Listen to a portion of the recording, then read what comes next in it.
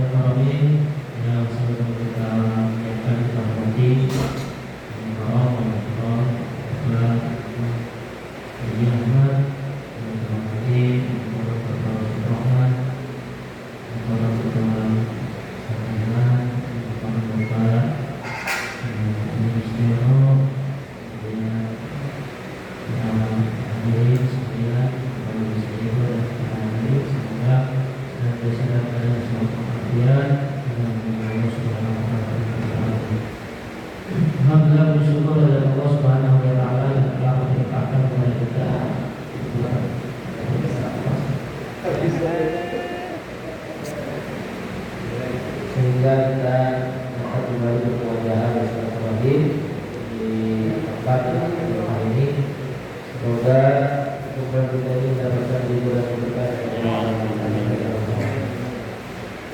Salam dan salam semoga diberikan kepada wali dan Nabi Muhammad sallallahu alaihi wasallam dan kita sebagai umatnya semoga kelak kita semua akan mendapatkan syafa'atullah dari hadirin yang mana yang dimuliakan Allah Subhanahu wa taala, kita lanjutkan kajian kita An-Nasaihul Huda maqalah yang ke-7. Qala Nabi sallallahu alaihi wasallam la yakunu al-'abdu bis-sama' wa bil ardi mu'minan. Bismillahirrahmanirrahim. Qala al-mu'allif rahimahullahu ta'ala nafa'ana bihi wa bi barakatihi fid dharain amin ya rabbal alamin. Wal maqalatu as-sabi'atu, maqalah yang ke-7. Qala Nabi sallallahu alaihi wasallam, baginda Nabi besar Muhammad sallallahu alaihi wasallam bersabda,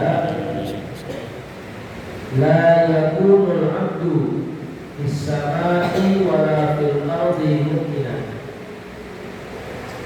Seorang hamba tidak akan benar-benar, ya, seorang hamba yang ada di langit dan yang ada di bumi, ya, itu tidak akan dikatakan beriman hatta yakuna wasulan, sehingga dia memiliki sifat wasulan, menyambung hubungan silaturahim.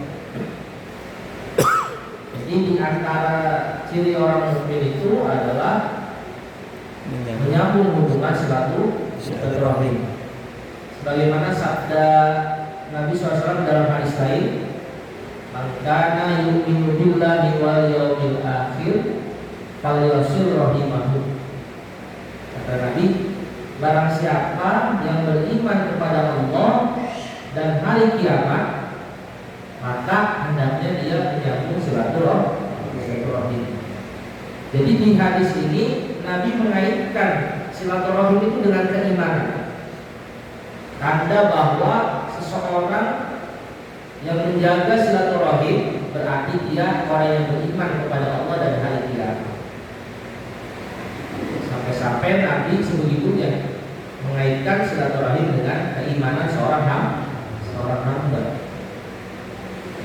Dan di sini, di hadis ini disebutkan, tidak disebut orang yang beriman mukminan, ya, sebelum dia itu wasulan, menyambung silaturahim, ay mutalattifan linnas, yakni bersikap ramah, lemah lembut kepada sesama, kepada orang lain, tidak mencari musuh, tidak mencari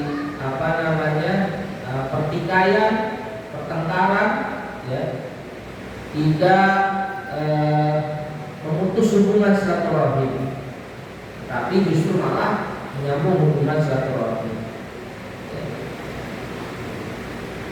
Dari orang yang beda sukunya, orang yang beda daerahnya, ya, orang yang memiliki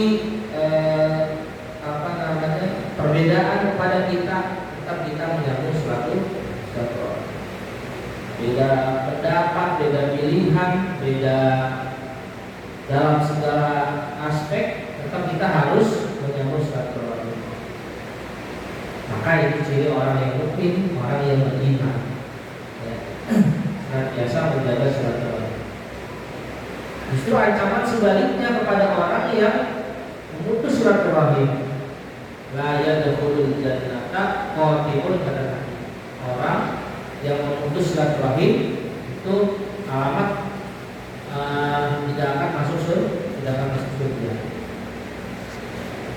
Lalu selanjutnya, wala yakunu wasulan, orang itu tidak akan, seorang hamba tidak akan disebut wasulan, menyambung silaturahim, hatta yakuna musliman, ay munqadan, sehingga ia menjadi muslim yang patuh. Wala yakunu musliman hatta yaslaman nasu min yadihi wa lisanihi, seseorang hamba tidak akan menjadi muslim ya, hingga dia itu orang lain selamat dari lidahnya dan juga dari tangannya. Ada iman, ada Islam, ada ihsan. Ya. Al-iman, al-Islam, al-ihsan. Al-iman itu adalah keyakinan, kepercayaan. Itu namanya iman. Kita beriman kepada Allah, kepada Rasulnya, pada malaikatnya, pada kitab-kitabnya. Itu adalah keimanan yang ditanamkan oleh guru kita, orang tua kita sejak kita masuk ke usia balik. Kemudian Islam, Al-Islam itu ada beberapa makna. Ada bermakna selamat, ada bermakna pasrah. Pasrah dalam arti tunduk atas segala perintah Allah yang Allah wajibkan dan pasrah atas segala larangan yang Allah larang kepada kita untuk kita jauhi. Dan satu lagi namanya ihsan. Ihsan itu adalah makna secara lughahnya ihsan itu berbuat baik ya. Tetapi ihsan itu lebih jauh lagi, maknanya kita menyembah Allah seakan Allah itu melihat kita. Kalaupun kita nggak bisa melihat Allah ya, maka Allah yang akan memandang kepada kita. Ibadahlah kepada Allah seolah-olah kamu melihat Allah. Kalaupun kamu nggak melihat Allah, sesungguhnya Allah yang akan memandang kita. Itu adalah ihsan. Nah, orang yang disebut muslim ya, Islam selamat itu apabila orang lain selamat dari lisannya dan dari tangannya. Misal ada seseorang takut kalau ketemu itu orang, takut saya ketemu itu, takut diomongin. Nah, berarti kan dia tidak selamat dari lisannya. Itu berarti muslimnya belum sempurna, belum full, karena orang lain masih takut atas lisannya, atas tangannya ya. Sedangkan yang namanya musliman Islam itu orang lain gak takut kalau ketemu kita karena lisan kita atau tindakan kita. Jadi orang merasa selamat, merasa aman ketika bersama kita. Nggak takut diomongin yang jelek-jelek, nggak takut mendapat tindakan yang tidak pantas. Nah, itu yang namanya muslim, selamat dari lisannya dan dari tangannya. Kok masih ada semisal orang takut ketemu kita karena lisan kita? Nah, berarti muslim kita belum hakiki. Karena apa? Orang lain nggak bisa selamat dari lisan kita. Ini lisan kadang nyeplos aja, nyakitin orang lain berarti ya. Lisan kita kalau ngomong, kalau mengucap nyakitin orang lain, berarti muslim kita ini masih harus diperbaharui ya. Karena apa? Ya, orang lain masih takut ketemu kita karena lisan kita ya. Itu yang disebut muslim. Orang yang disebut muslim sampai dia ketika berjumpa dengan orang lain akan merasa selamat dari lisan kita dan tangan kita. Ini kalau kita ngobrol aman-aman aja, nggak takut diomongin yang jelek, nggak takut dihina dan segala macam. Itu musliman. Sehingga kalau orang yang disebut muslim, fala yu'dhin nasa bilisanihi wala biyadihi, dia tidak akan melukai hati seseorang dengan lisannya dan juga dengan tindakannya. Itu yang disebut muslim. Dia nggak mau nyakitin dengan kata-katanya, ya, ucap yang menyakiti hatinya, merendahkannya, menjatuhkannya. Nah, itu berarti lisannya belum selamat. Orang lain belum selamat dari lisannya. Atau takut dengan tindakan kita, takut di persekusi atau di melakukan yang tidak baik. Itu tanda berarti muslimnya belum hakiki. Sedangkan muslim yang hakiki itu orang lain tidak akan tersakiti oleh lisan dan tangan kita. Kemudian wala yakun musliman hatta yakuna aliman, dan orang tidak bisa menjadi muslim yang hakiki sampai dia ngaji dulu, sampai dia mengetahui ilmunya dengan cara ngaji. Ya. Kalau nggak ngaji, orang itu rawan apa? Sudah merasa tauhid, padahal terjerumus pada perbuatan musyrik. Sudah merasa lebih baik dalam segi ibadahnya, padahal masih banyak kurang. Itu rawan kalau seorang itu tidak ngaji. Ya. Akhirnya nanti merasa ibadahnya lebih banyak dari orang lain, merasa sudah menjadi makhluk yang paling baik. Padahal seseorang itu tidak menjadi muslim yang hakiki sampai dia ngaji dulu, mengkaji sampai merasa bahwa orang tersebut atau kita merasa orang yang masih bodoh, yang masih perlu ilmu. Nah, itu tingkatan orang ngaji. Tingkatan orang ngaji itu pertama, ketika dia masuk mulai ngaji thalabul ilmi, pertama dia akan merasa pintar daripada orang lain. Itu tahap pertama orang untuk ilmu. Ya, ketika dia sudah mengerti ilmunya, dia akan merasa pintar di hadapan orang lain.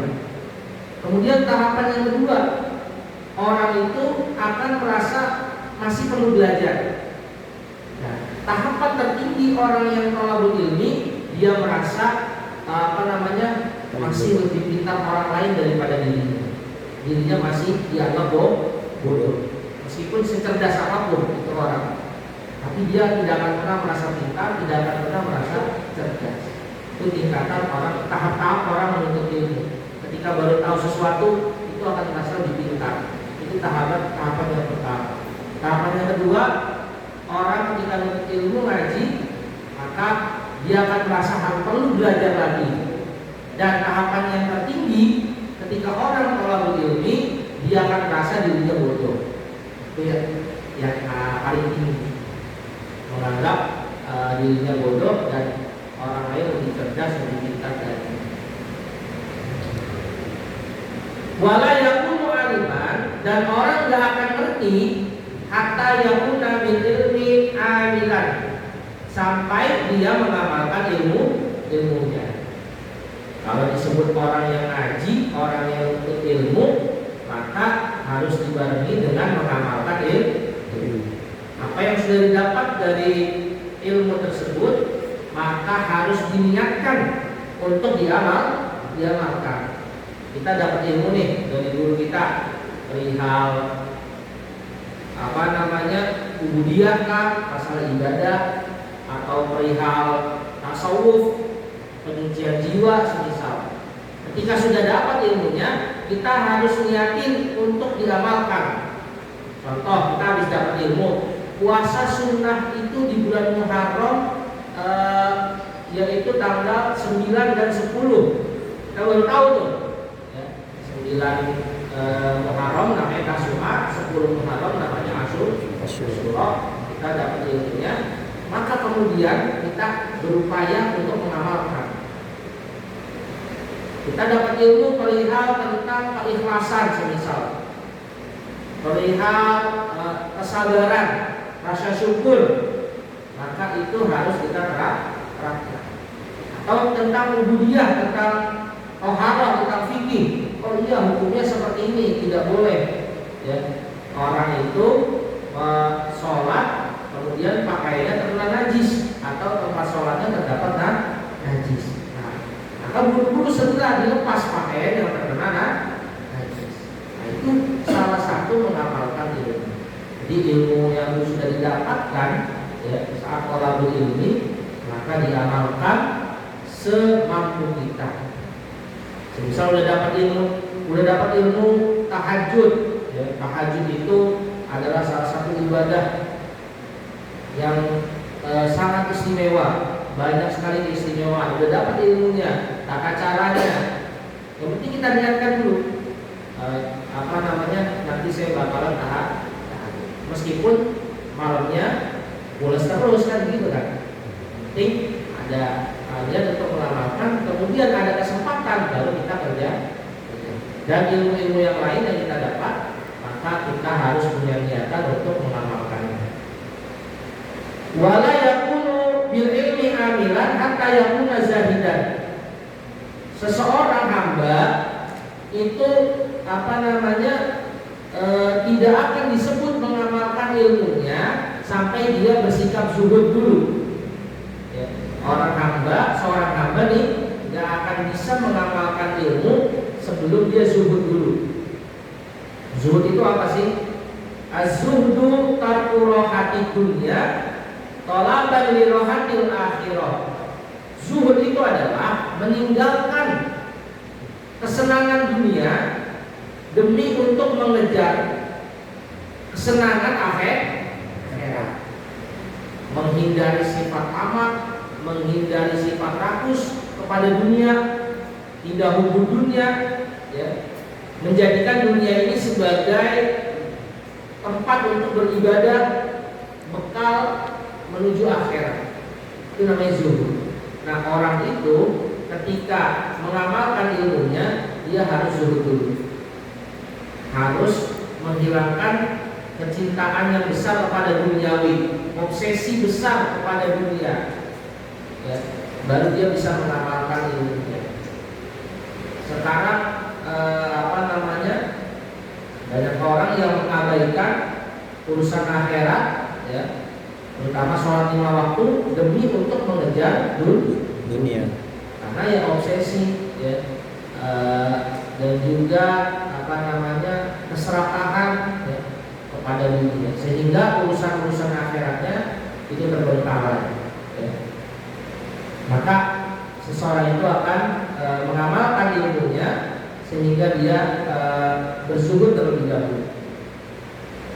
Selanjutnya kata Nabi, wala yakunu zahidan, orang itu tidak akan zuhud hatta yakuna wari'an, sebelum dia bersifat warok atau wirai. Apa itu wirai? Warok, al-wara'u mulazamatul a'malil jamilah, yaitu continue, istiqomah, terus menerus melaksanakan amal sholih. Itu orang yang mempunyai sifat warok, itu motivasinya adalah ibadah. Sampai perkara dunia aja itu dia niatkan untuk ibadah. Seperti yang sudah diajarkan oleh guru-guru kita, ya, bahwa perkara dunia bisa berubah menjadi akhirat, dan sebaliknya perkara akhirat bisa berubah menjadi urusan dunia. Ada orang membaca Al-Quran, ada orang bersedekah, ada orang mengerjakan amal baik, tetapi di situ ada unsur riya, ada unsur pamer, ada unsur sombong.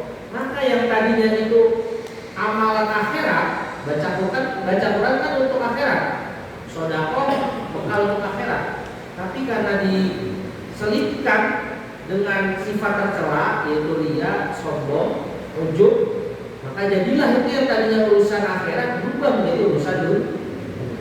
Sebaliknya urusan dunia itu nanti bisa berubah menjadi bekal akhirat, ya. Seperti orang bekerja mencari nafkah, ya, berangkat untuk diniatkan bekerja untuk menghidupi anak dan istri dan untuk bekal ibadah, ya. Maka yang tadinya itu urusan kerja, ya, urusan dunia bisa berubah menjadi urusan akhirat. Perkara minum nih, yang kalau kita tegak-tegak doang udah kan menghilangkan dahaga saja kan. Tapi kalau di situ kita niatkan mengikuti sunnah Nabi, minumnya dulu 3 kali tegukan dengan tangan kanan, niatin itu sunnah Nabi, maka menjadi urusan akhirat, karena bernilai pahala, karena kita ittiba'u li sunnatin Nabi, kita mengikuti sunnah Nabi Shallallahu Alaihi Wasallam. Dan masih banyak lagi contoh-contoh yang tadinya duniawi berubah menjadi bekal akhirat, dan sebaliknya bekal akhirat malah berubah menjadi urusan dunia, harus sia-sia. Itu. Maka orang itu zuhud, baru bisa zuhud ketika sudah wirati. Qala Yahya bin Mu'adz ar-Razi, berkata Yahya bin Mu'adz ar-Razi, kaifa yakunu zaidan man la wara'a lahu? Bagaimana mungkin seseorang itu zuhud kalau dia tidak memiliki sifat wirati? Tawarra' amma laysa laka, berwirailah kamu dari apa yang tidak kamu miliki, ya. Summa zafi malaka, lalu berzuhudlah dalam harta yang kamu miliki. Kita tahu bahwa dana ini bukan punya kita. Kita diamanati megang duit. Misal diamanatkan megang uang sekian banyaknya. Maka di situ pesan Yahya bin Mu'adz, berwirailah kamu dari apa yang bukan milikmu. Ini bukan milik kita, ya. Maka di situ kita berwirai. Jangan digunakan untuk kepentingan pribadi. Jangan digunakan untuk kebutuhan pribadi.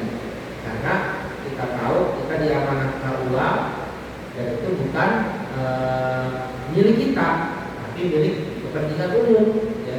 Maka berwirailah atas harta yang bukan milikmu dan berzuhudlah atas harta yang kamu miliki.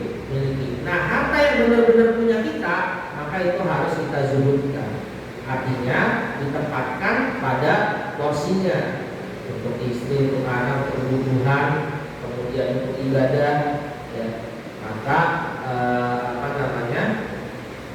orang itu baru bisa zuhud kalau sudah wirati. Jadi berwirai kepada harta yang bukan milik kita dan berzuhud kepada harta yang milik kita. Wala yakunu wari'an, orang itu tidak bisa bersifat wirai hatta yakuna mutawadi'an, sebelum dia itu memiliki sifat tawadu. Tawadu apa? Tawadu duit, ya. Semua tawadu duit. Rendah hati, ya. Jadi seseorang itu belum memiliki sifat wirai yang sempurna sebelum dia tawadu. Diriwayatkan dari Anas bin Malik ketawaduan Rasulullah. Bagaimana tawadunya Rasul? Karena Rasulullah SAW ya'udul maridho. Rasulullah SAW itu menjenguk orang sakit. Ada tetangga yang sakit, ada sahabat yang sakit, dijenguk sama Nabi. Wa yasi'ul janazah. Nabi mengiringi jenazah. Ada yang wafat sahabat atau tetangga, Nabi ikut rawat, bahkan ikut mengiringi sampai ke liang lahat. Wa yarkabul himar, Nabi menunggangi himar, ya, hewan ternak, ya. Wa yujibu da'watal abdi, bahkan Nabi memenuhi undangan seorang budak. Ada budak undang acara, Nabi datang hadir. Artinya Nabi di situ memiliki sifat rendah hati, tidak memiliki rasa saya kan Rasul, makanya saya datang ke undangan itu. Nah, tapi tetap hadir meskipun diundang oleh seorang budak. Nah, hanya undangan raja saja yang dihadiri, tapi undangan seorang budak pun Nabi hadir. Waruya Rasulullah SAW diriwayatkan bahwasanya Nabi bersabda, "Man kana hasana surati fi hasanin," barang siapa yang memiliki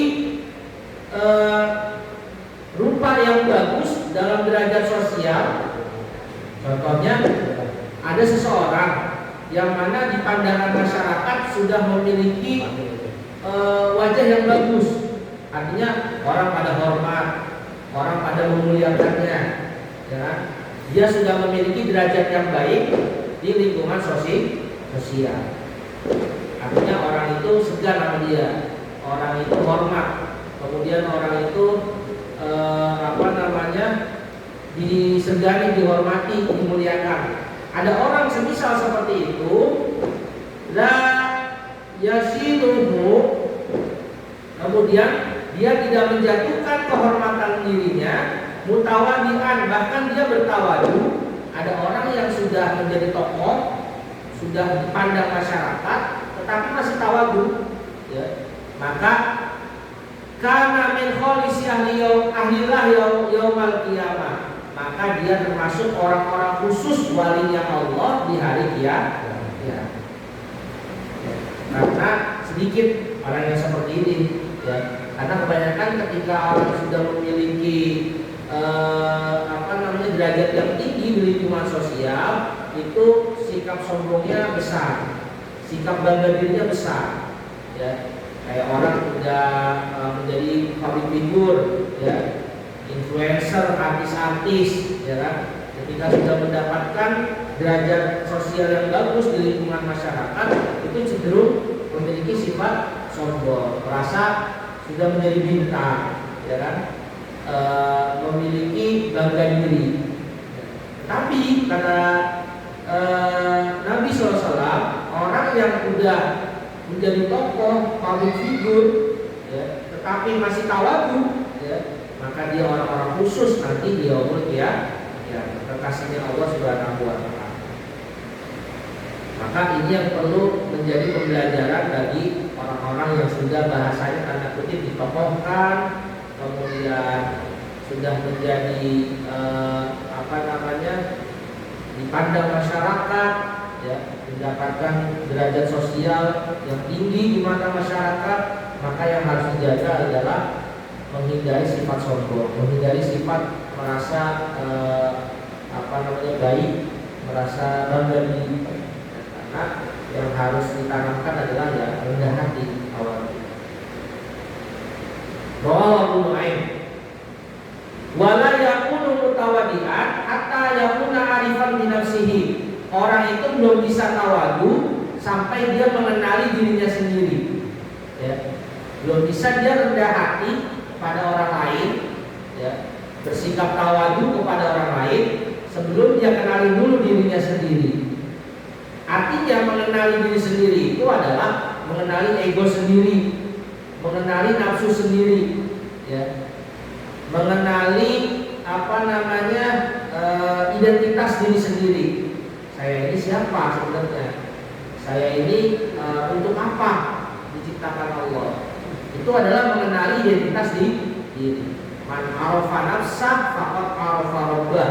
Orang yang sudah mengenali dirinya sendiri, maka dia telah mengenali Allah Subhanahu wa taala. Karena apa? Kalau dia sudah mengenali diri, berarti dia tahu hakikat penciptaannya. Sebenarnya saya ini siapa sih? Anaknya siapa? Kemudian kalaupun anaknya tokoh besar, emangnya kenapa akan gitu?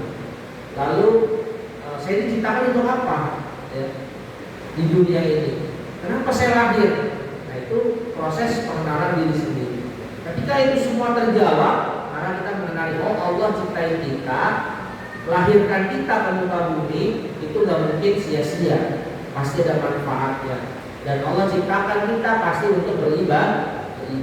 Wa ma khalaqtul jinna wal insa illa liya'budun.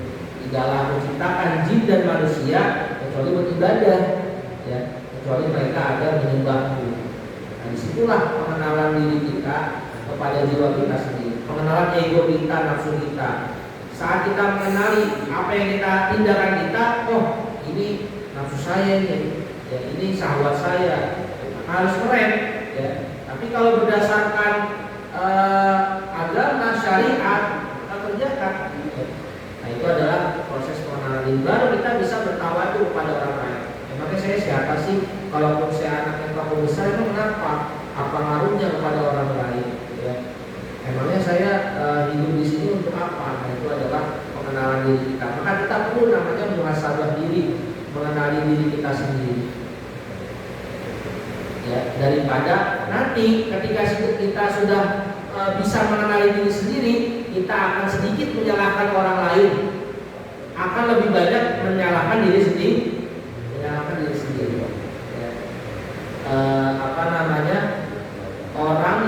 Ya. Orang yang pengetahuan ilmunya luas, manitasa ilmuhu wala inkaruhu.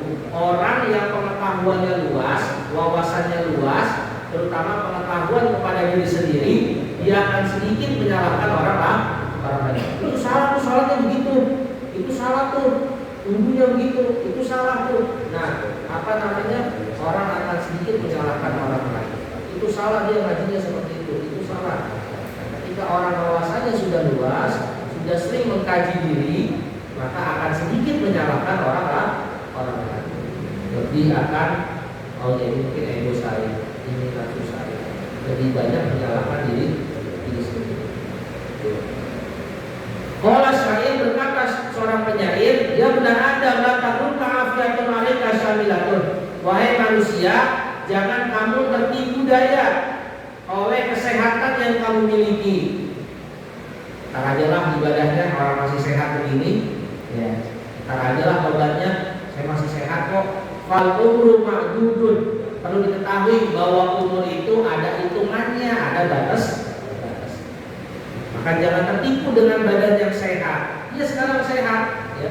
Emang sakit ada yang tahu, emang mati ada yang tahu. Ya. Maka jangan tertipu dengan badan yang sedang sehat-sehat. Ya. Itu tipu daya. Ya, tak ajalah ibadahnya orang masih sehat kok. Umur saya panjang. Ma'atta illa kazar'in inda hudratihi. Manusia itu ibarat tanaman yang lagi hijau.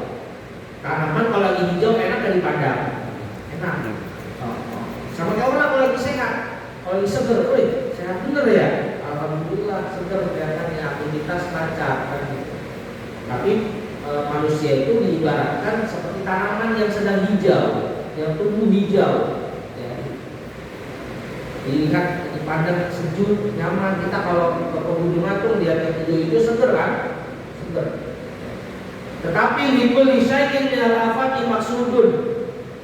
Segala sesuatu itu akan ada yang namanya kerusakan. Tanaman itu bisa juga menjadi rusak oleh disebabkan hama, ya kan? Badan juga bisa. Rusaknya dengan apa? Dengan penyakit. Sakit ini, sakit itu. Ya, di kepala, di badan, di kaki. Fa'in salimta minal afat ajmaiha. Jika kamu selamat dari penyakit, artinya badan sehat aja, ya, kagak sakit apa-apa, gak ada yang dirasa. Fa'anta indah kamal amri maksudun. Maka sama saja, biar kata badan sehat, tanaman biar kata hijau, gak kena hama, ujung-ujungnya dipanen kan? Ujung-ujungnya dipanen. Sama kayak badan, biar kata sehatnya apa juga, seger kayak apa, lincah, gesit, tapi ujung-ujungnya dipanen, dicabut oleh Allah nyawa. Maka kita ini ibarat tanaman, ya. Mau kena hama atau kita mau kena penyakit, ya, atau tidak, artinya tidak itu berarti sehat, tanamannya juga baik. Maka kalau tanaman yang baik yang itu juga dicabut juga kan, dipanen. Itu pun badan kita, jadi kata sehat, seger, ujung-ujungnya bakalan dipanen juga. Siapa yang panen? Allah Subhanahu wa ta'ala. Dicabut oleh Allah. Itu kita itu diibaratkan tanaman yang hijau. Wala yakunu arifan bi nafsihi. Orang itu gak bisa kenalin dirinya hatta yakuna aqilan fil kalam, sebelum dia berpikir dalam ucapannya. Sebelum dia pengenalan diri, pengenalan identitas diri, dia harus berpikir dalam ucapannya. Ucapan saya benar atau salah?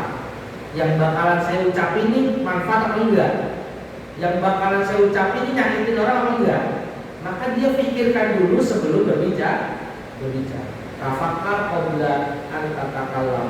Berpikir dulu sebelum berbicara.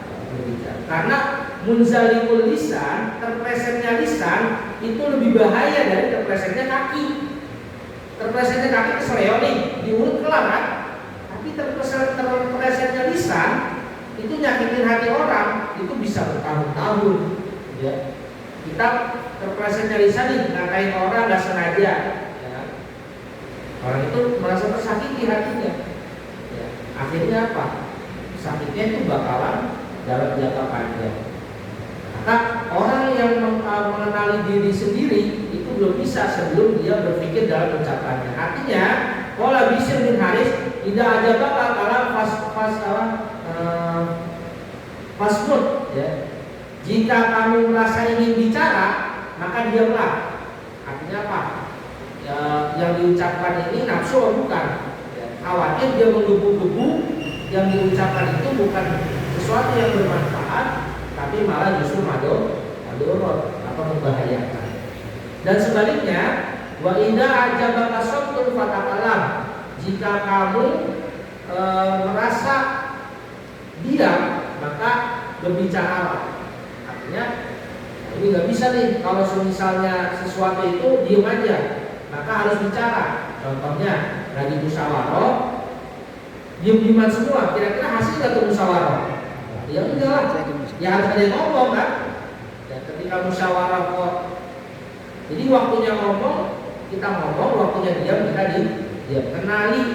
Kenali waktu kapan kita berbicara dan kenali kapan waktu kita berdiam. Kan berbicara dengan diam nggak bisa berbarengan kan? Seseorang itu diam sambil bicara, bisa nggak? Nggak bisa. Orang itu berbicara sambil diam, ya nggak bisa. Pasti harus salah satunya. Kalau nggak diam ya bicara, kalau nggak bicara ya diam. Jadi sekarang nih saya waktunya bicara apa diam? Waktunya bicara. Lah kalau saya dari datang diam nih, kan ada aja kan? Jadi kenali kapan kita waktunya bicara dan kenali kapan waktunya kita diam. Maka selamatlah bisa kita dan baru kita bisa mengenali diri kita, jadi diri kita sendiri. Ya. Siapa kita, untuk apa kita diciptakan, dan akan kemana kita akan kembali. Itu adalah pengenalan identitas diri sendiri untuk menjadi mukmin yang sejati. Maka itu sabda Nabi SAW, jika seseorang itu menjadi mukmin, muslim, dan kalau iman kan, iman itu pelakunya mukmin kan, iman itu sifat iman, pelakunya namanya mukmin. Kalau Islam berarti orangnya muslim. Kalau ihsan berarti pelakunya muhsin. Jadi mukminin, muslimin, muhsinin. Nah, mukminin adalah keyakinan kita pada Allah, pada Rasul. Kemudian muslimin adalah sikap bentuk pasrah kita atas tuntutan Allah yang wajib ataupun yang dilarang. Kemudian sedangkan muhsin adalah ini sifat yang tidak boleh kita kesampingkan, karena seseorang itu bisa mukmin, muslim, dan juga muhsin. Nah, muhsin ini yang penting juga, cara interaksi kita kepada sesama, bersikap baik, berbuat baik kepada orang lain, menyambung silaturahmi. Kemudian ketika beribadah, ibadah kita ini seolah-olah dilihat oleh Allah Subhanahu wa Ta'ala. Maka kita akan menjadi mukmin, muslim, dan muhsin di pandangan Allah Subhanahu wa Ta'ala. Amin ya rabbal alamin. Makalah kesamina, makalah ke-8, Allah a'lam bishawab. Sallallahu alaihi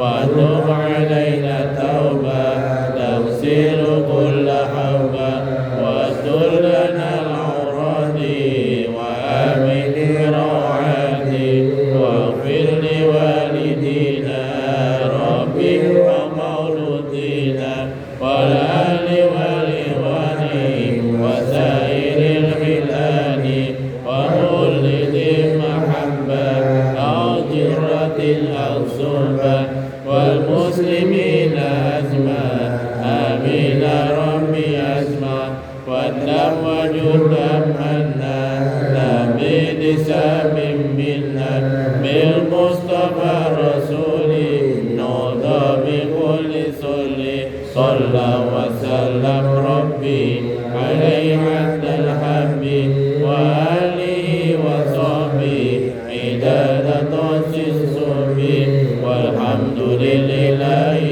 بالبدء والتناهي حمدا كثيرا